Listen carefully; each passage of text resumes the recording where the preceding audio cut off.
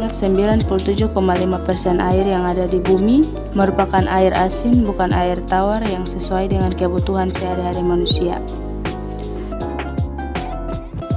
Dari 2,5% air tawar yang ada, sebagian besarnya tidak dapat digunakan karena berada di tempat yang jauh, tidak terjangkau, seperti terperangkap dalam bentuk salju, es di kutub, atau di bawah tanah yang sangat dalam.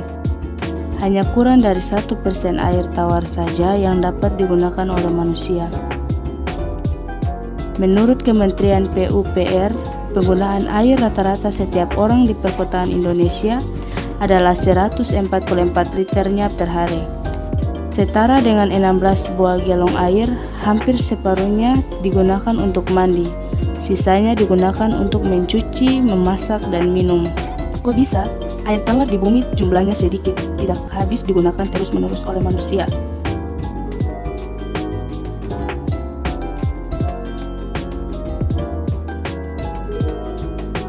Air merupakan komponen penting dalam kehidupan. Sebagian besar tubuh makhluk hidup terdiri dari air.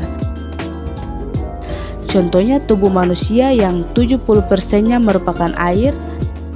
Oleh karena itu, kita sering minum air. Selain itu, air juga digunakan untuk membersihkan tubuh, mencuci pakaian, dan memasak. Air tidak selalu berbentuk cairan. Ketika didinginkan, air akan berubah bentuk menjadi es yang padat. Apabila dipanaskan, maka akan menjadi uap air yang tidak terlihat oleh mata. Begitu pula di alam. Air dapat berbentuk cairan seperti yang terdapat di bawah tanah dan mengalir di sungai, atau berbentuk padat seperti yang terdapat pada salju dan es di kutub, ataupun berbentuk uap air saat terkena sinar matahari yang panas. Seluruh proses perubahan bentuk air yang terjadi secara alami di lingkungan, termasuk ke dalam siklus air. Air di lautan akan menguap ke udara akibat panasnya matahari, kita sebut sebagai evaporasi. Uap air tersebut kemudian akan membentuk awan di udara saat awan tersebut dipenuhi oleh molekul air.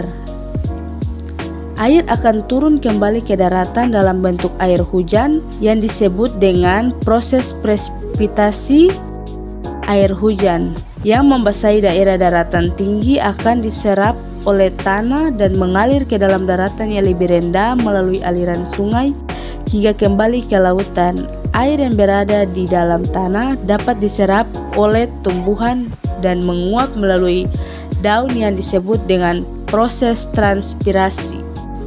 Ketika kita menggunakan air untuk kegiatan sehari-hari, air tidak habis ataupun hilang. Air akan memasuki proses-proses siklus. Air berubah bentuk dan mungkin saat-saat akan kembali ke rumah kita sendiri.